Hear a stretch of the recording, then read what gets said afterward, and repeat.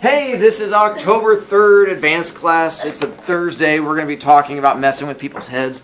And not just me messing with people's heads, like actually messing with people's heads, to try and help you out from there. Once again, you have the 9-week assessment you can fix. You have until Sunday night. Each evening is going to close, so I can go through and start grading them and updating grades. And so I can't grade it unless I close it, so don't leave it open overnight. And then for next Wednesday, you're going to make sure you read these two stories. It also has it on Canvas. It's also on my website. One called Retrieve Reformation, one called Necklace. A lot of the test next week is going to come from those two stories, and then also from the one that we're going to be talking about today and tomorrow. Speaking of which, we have flowers for Algernon. Let's see. Discussion-y things to help you out with the part that you read from yesterday. Charlie. What kind of person is Charlie? Just opinions, thoughts from you guys. Hebert? He is a little on the dumb side by his own words. Casper? Special. Why? As in you love him and you just want to pet his head, kind of special? Not the most descriptive of words. I was trying to find out how you thought he glows in the dark, kind of special. He's slow at learning. He is definitely not only low IQ, but he definitely has a little bit of trouble with the learning thing. Happy? Illiterate. He was definitely illiterate. We definitely found that out. Not fully, because, illiterate means you can't read or write at all. He can. It's just a struggle, both on the reading and writing, and then us reading what he's writing. Svilanov? I feel like he's almost childlike after the operation because he can't really understand things. Yeah, he definitely has trouble with the imagination and things like that. I go with that. Robeson? I guess I'll be nice to him. He's determined. He wants to get smarter. I'll give you that too. To go along with that, would you say he is mean or nice? Nice. Good or evil? Good. All right. So it gives me an idea of just in general your opinions of him if we have stuff from there. Because we're going to have the offset of that here in a moment. With his friends. What do you think of his friends, which are Frank and Joe, I think are the two names? Yeah. So with Frank and Joe, your thoughts about them. Jury? I think he said that they made fun of him for being What is your opinion? they're kind of Rude, and what was the last part? relatable. Because you're also rude?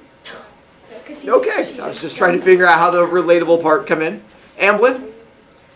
They're really rude to him, but he doesn't fully understand it, I don't think. Which is a big part of the fact that he He does not doesn't- grasp their meanness. Yeah, he doesn't get that they're being really mean to him, but yet he's just they're my best friends, I love them. At least not at the beginning. I think as we got towards that end of the part you read, I think the second thing, I think he's starting to have a better grasp.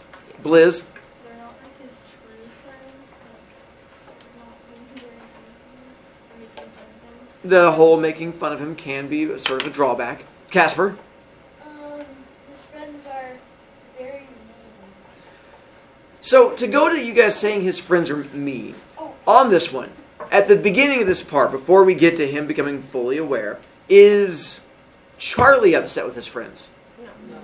So if Charlie's not upset with what they're doing, and he's happy, and he gets to interact, and he gets to have an interpersonal relationship, then the question comes in, is it okay with what they're doing? Yeah. Because you guys are judging it from the outside, but if they're getting something positive from it, and Charlie's getting something positive from it, is it your place to come in and judge and be like, this is wrong and it should stop? Because Charlie is enjoying the interactions, so that becomes part of that conversation to have. Yeah? I disagree with what they're doing. Okay. But I feel like, in a way, it's a bit good before he realizes, because nobody really, thinks of him as a person who could be, understanding. And so when they actually hang out with him, then he kind of has a relationship. If he didn't have them hanging out with him, he might not have anybody, and then he'd be really lonely. So, the idea of aren't bad friends better than no friends? Spencer?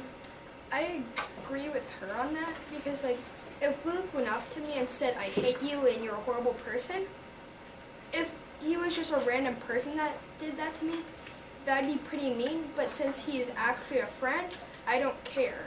Gotcha. Well, and part of it is realize that Charlie doesn't isn't bothered by it at all. I mean, the fact that he doesn't even process it that way. So maybe for him, it's that whole idea of not being aware of it makes him happy. Blizz. So he doesn't, like, can't grasp that they're, like, doing that to him, but, like, as he is starting to get smarter, he's starting to understand that what they're doing is, like, not really nice, and he's, like, starting to not enjoy them. And that's where that understanding is starting to ruin his joy of things. For those of you who say his friends are mean, give me examples of what you think his friends have done that qualify as being in that mean realm. Amblin. Hold on. It's kind of mean-ish. But Okay. Like, so when they were at the party, I don't know, but didn't they tell him, use your mop in the bathroom or something? And then everyone laughed at him but he was really happy and enjoying it because he loves being a janitor. He does. And they did harass him, but he was enjoying it the entire time. Nicely done. Did you figure out what... That's a nice question over there. You guys covered that one. What happened to him at the first party? Blizz. They didn't, like, force him to drink, but, like, they told him that he should, and he, like, threw up, and what did he wake up? He woke up, like, did he wake up in the factory? Not at the factory. I think that's the one where the police officer had to walk him home. Yeah. And They so, just yeah. kinda left him. Where he didn't fully understand the choice he was making, if you will. It'd be similar to trying to get a 5-year-old drunk, or something along those lines, where, once again, I'm sure hilarious. The very thought of it right now, you're like, oh, I have a younger sister, that'd be great! And so you're already thinking that at the same time, like, that'd be so wrong at the same time. And so the thing is, here is he's not a 5-year-old, he's a grown man, he's 37, and so they're like, ooh, you get to get a 37-year-old 5-year-old drunk. And so that's where it sort of comes into it, and they have those issues. And I had third beer like, Mr. Brovicast, isn't that illegal? And the issue is, not really. It's immoral. It's the difference between just having bad friends versus it being illegal. If they'd gotten him drunk and then, like, robbed him, yes. Or gotten him drunk and then done, like, a crime, yes. But just as it is, you'd have a tough time punishing it. It's just having awful friends, which just means that you need better friends. Tig? I would think that tricking someone's fun if they're pumped in size. If they're pumped in size? If you could Or you can drop kick them. Like a small baby. How would that not make perfect sense? Have you noticed a change in Charlie's language? Yes. Are we now, is it to the point for you guys where it's easier to read? Yeah. All right. Ooh, speaking of language, what did he find out about punctuation and grammar?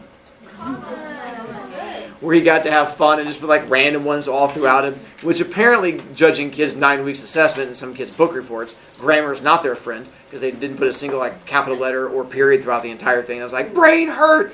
And so Charlie definitely has some of those kids beat. But he also went too far and just put them like everywhere. He could definitely use some magic lens.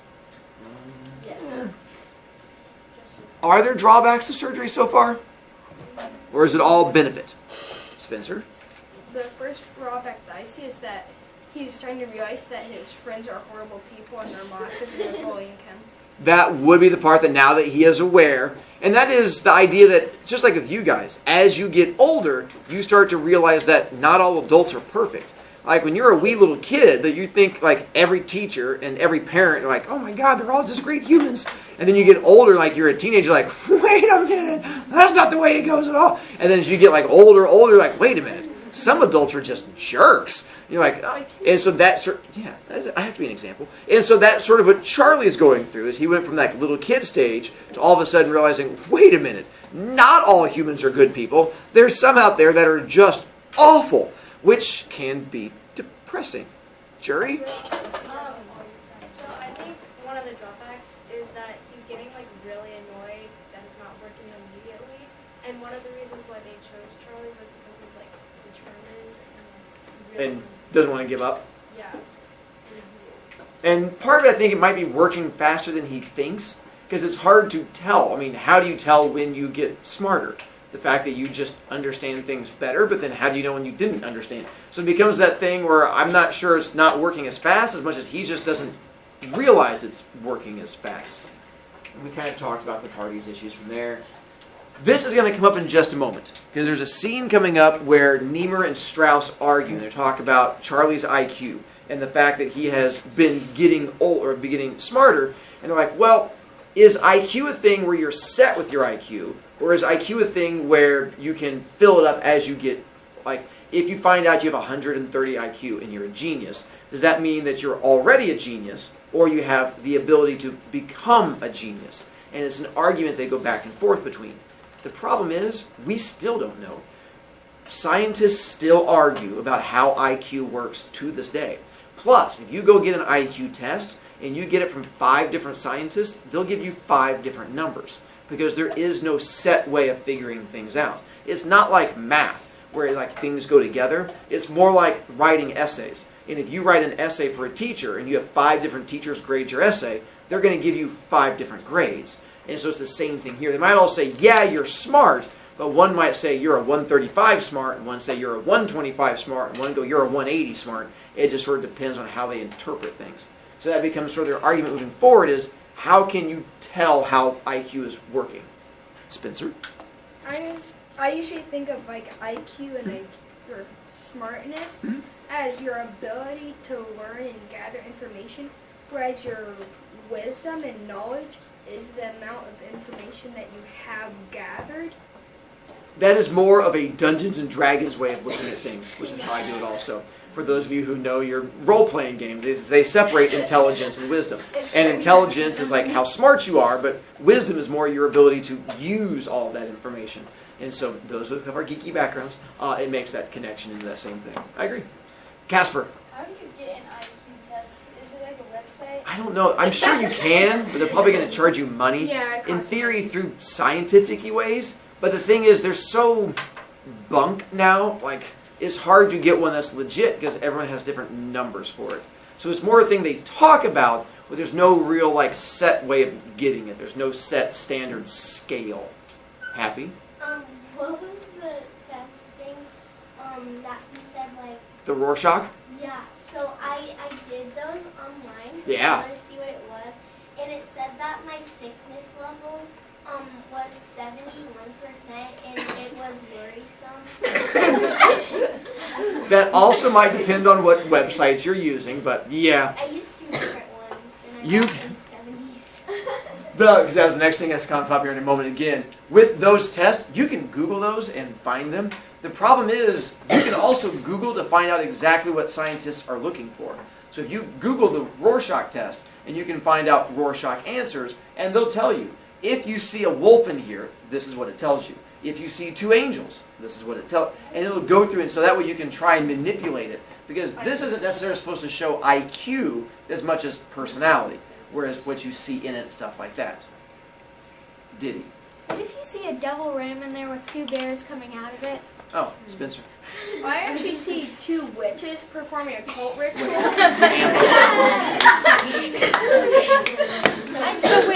If they can't find a set IQ for him, what if his IQ isn't like 68 and it's like 2 and it's going to go up by 3 Yeah, and that's become a trick. 6? Huh. Or if it's like, what if it's already like 593 and everyone else is in like thousands or something? Just so you're aware, your checkpoint for tomorrow is going to be to finish the rest of the story. I'm going to try and get us through part 1 here in a moment, and then get us into part 2.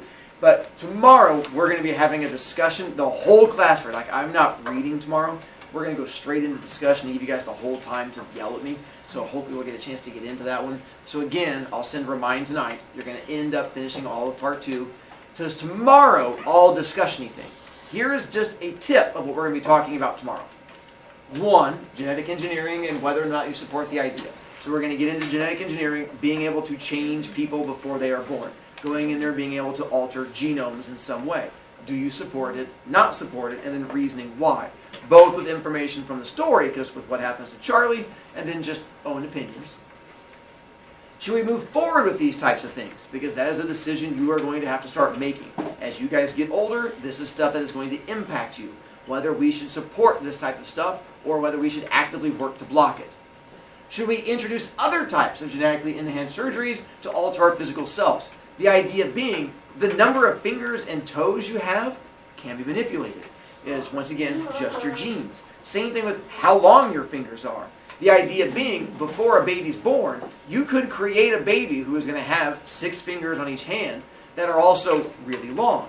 The reason you would do that is if you want to have a kid that's going to be a really good pianist. If you can imagine having 6 fingers that are long, you're going to hit every key and be able to play notes that no one else could.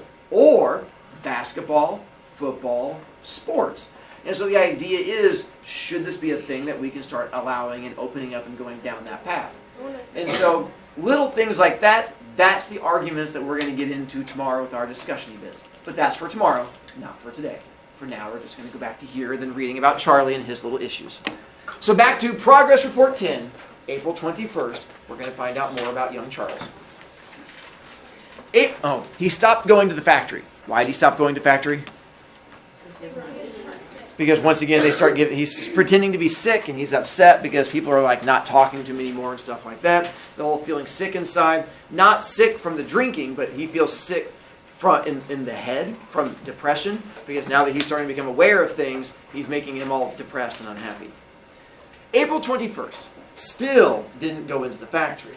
I told Mrs. Flynn, my landlady, to call and tell Mr. Donegan I was sick. Mrs. Flynn looks at me very funny lately, like she's scared. I think it's a good thing about finding out how everybody laughs at me. I thought about it a lot. It's because I'm so dumb, and I don't even know when I'm doing something dumb. People think it's funny when a dumb person can't do things the same way they can. Anyway, now I know I'm getting smarter every day. I know punctuation, and I can spell good. I like to look up all the hard words in the dictionary, and I remember them. I'm reading a lot now, and Miss Kenyon says I read very fast. Sometimes I even understand what I'm reading about, and it stays in my mind. There are times when I can close my eyes and think of a page, and it all comes back like a picture. Besides history, geography, and arithmetic, Miss Kenyon said I should start to learn foreign languages. Dr. Strauss gave me some more tapes to play while I sleep. I still don't understand how that conscious and unconscious mind works, but Dr. Strauss says not to worry yet. He asked me to promise that when I start learning college subjects next week, I wouldn't read any books on psychology. That is, until he gives me permission. Do you know why the doctor does not want him to read any books on psychology yet? Amber?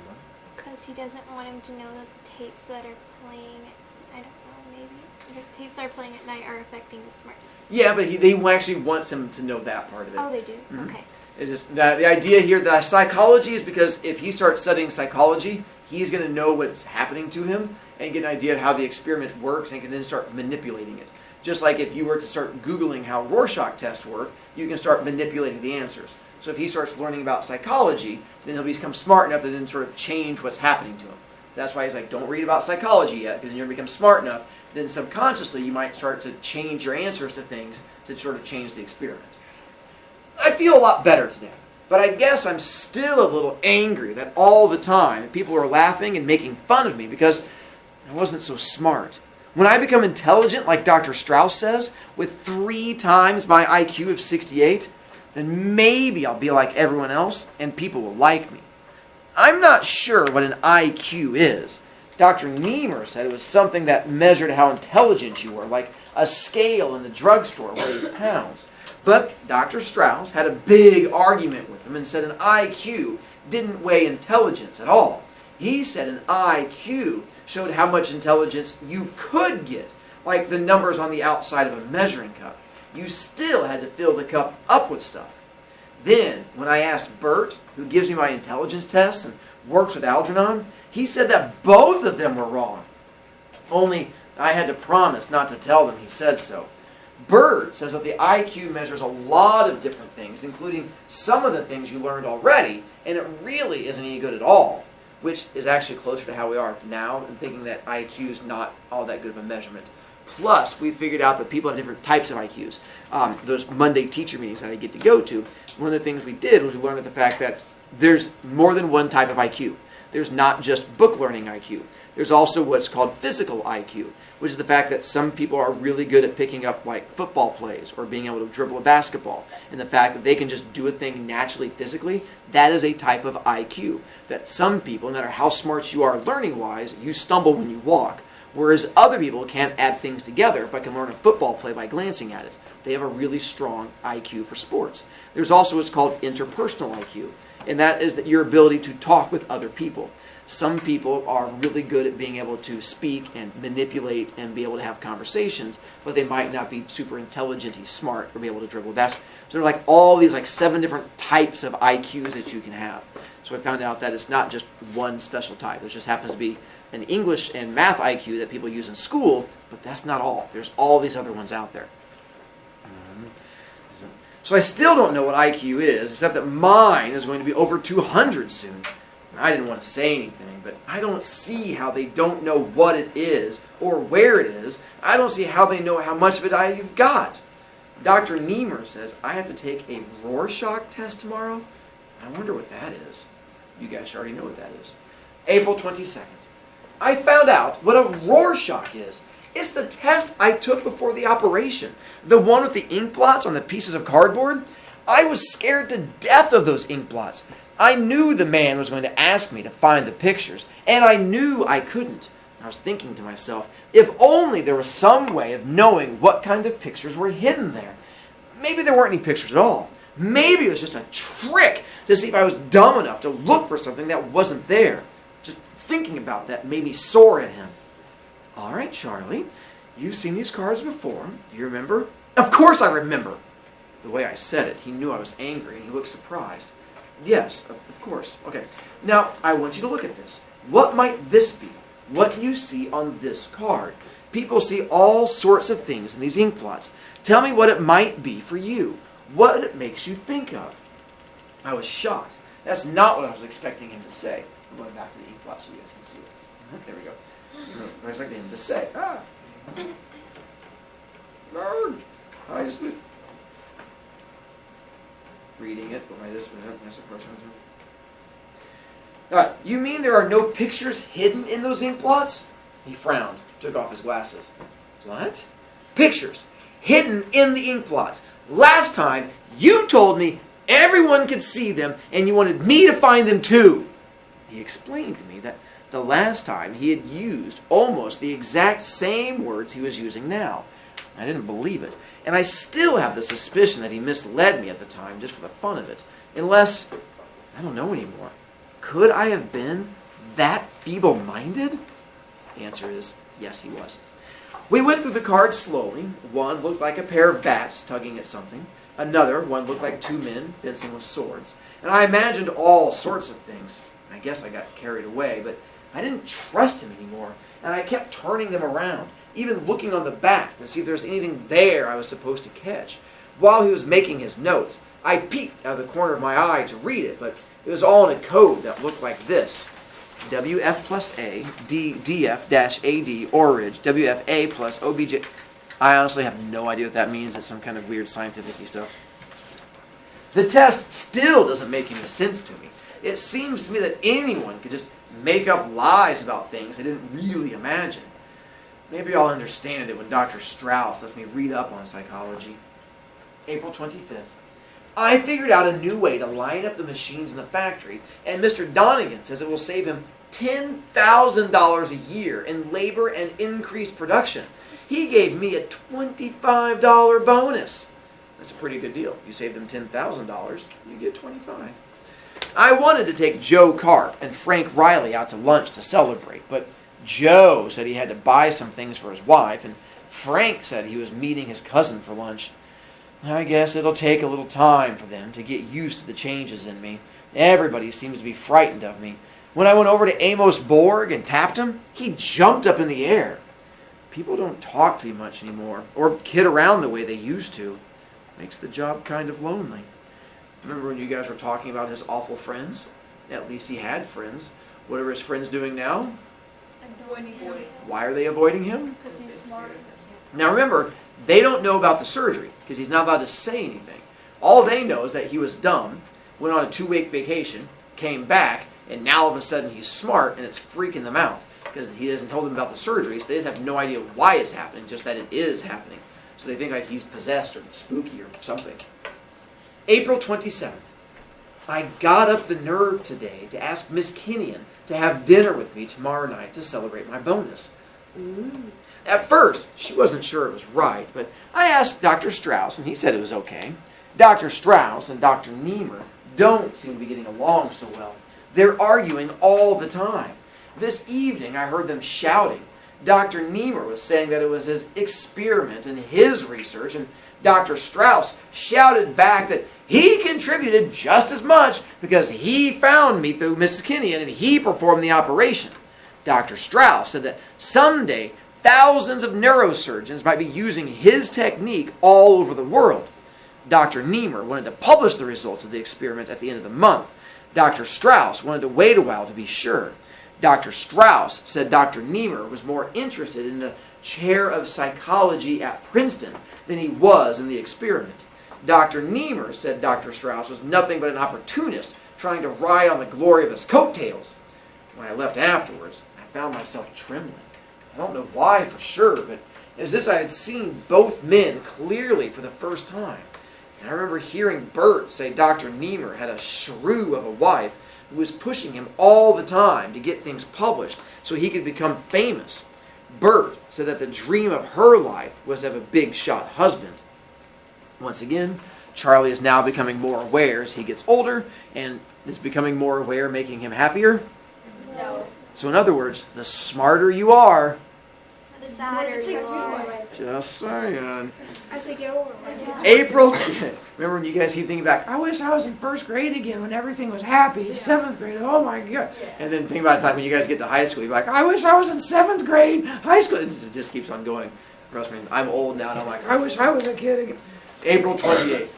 I don't understand why I never noticed how beautiful Miss Kenyon really is. She has brown eyes and feathery brown hair that comes to the top of her neck. She's only 34. I think from the beginning I had the feeling that she was unreachable genius and very, very old. Now, every time I see her, she grows younger and more lovely. How old is Charlie? 37. So we always thought she was older than him because she's smarter, but she's actually younger than him. We had dinner and a long talk. When she said I was coming along so fast, I'd be leaving her behind, I laughed. It's true, Charlie. You're already a better reader than I am. You can read a whole page at a glance, while I can take in only a few lines at a time. And you remember every single thing you read. I'm lucky if I can recall the main thoughts and the general meaning. I don't feel intelligent. There are so many things I don't understand. She took out a cigarette and I lit it for her. You've got to be a little patient.